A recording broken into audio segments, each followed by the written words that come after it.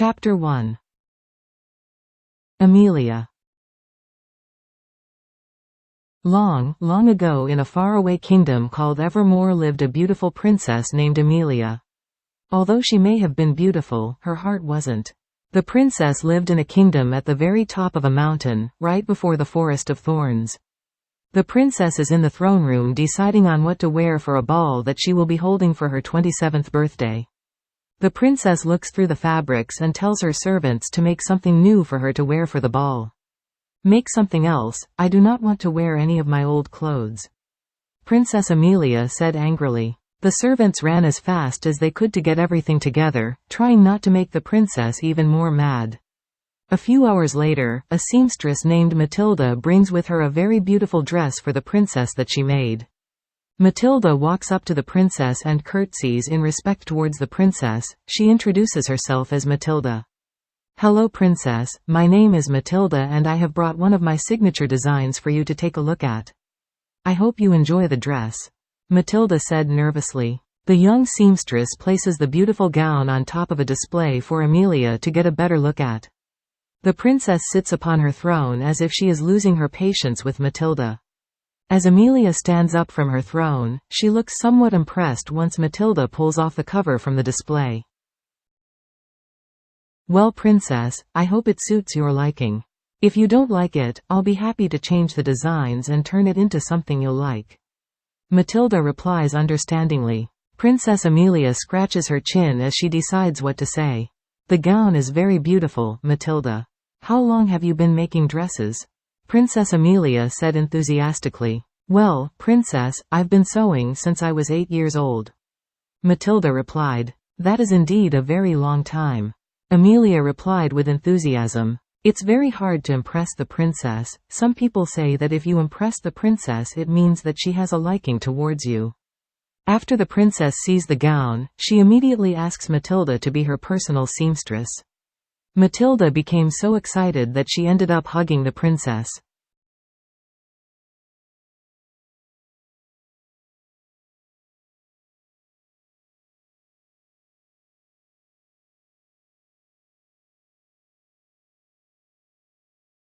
The princess felt so strange that she did not hug Matilda back.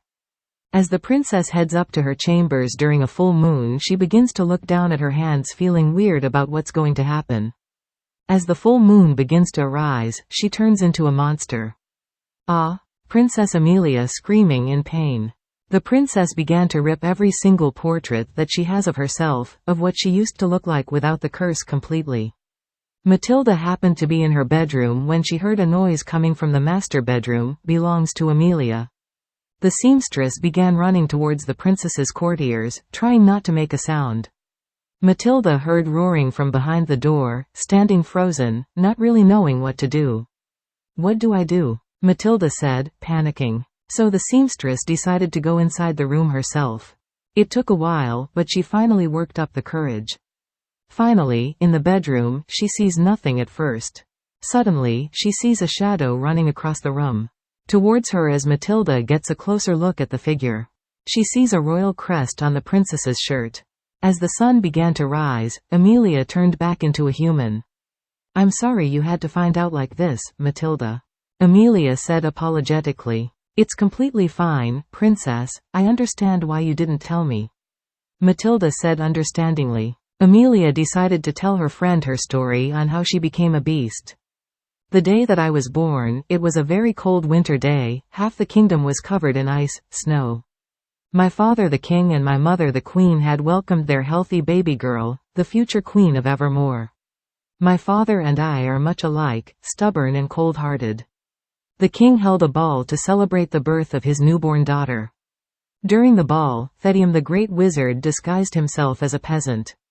My father didn't realize that the great wizard was testing him to see how pure his heart truly is. By asking if he could come to the kingdom to get away from the bitter cold. Unfortunately, like my father always does, he turns the peasant down. Thedium wanted my father to pay by placing a curse upon the princess.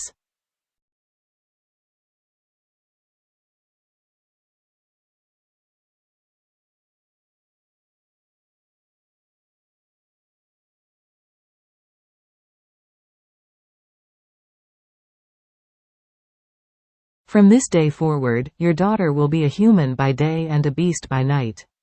My father spends a good amount of his life trying to find a way to lift the curse, but unfortunately he died of illness, unable to complete his mission.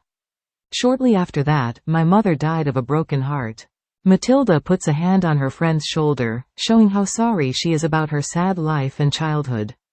Amelia smiles. Getting ready to leave her bedroom, Amelia gets her sword and bow ready.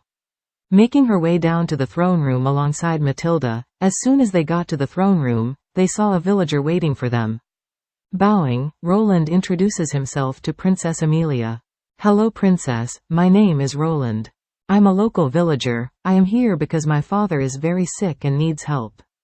Amelia doesn't look very pleased to her about Roland's problem. "What makes you think I have the ability to help your father?" Amelia said angrily. Matilda reached out to Amelia, said, "Princess, can you at least consider helping the older man?"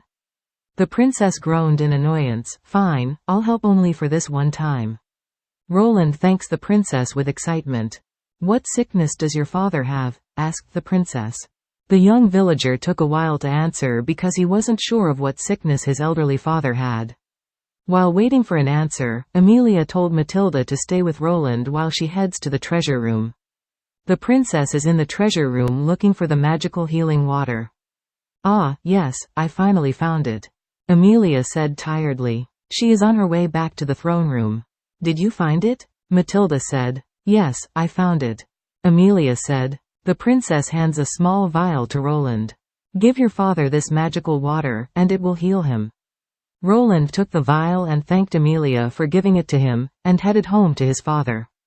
"I'm so glad that the villager is finally gone, he was starting to get on my nerves," the princess said, annoyed and tired.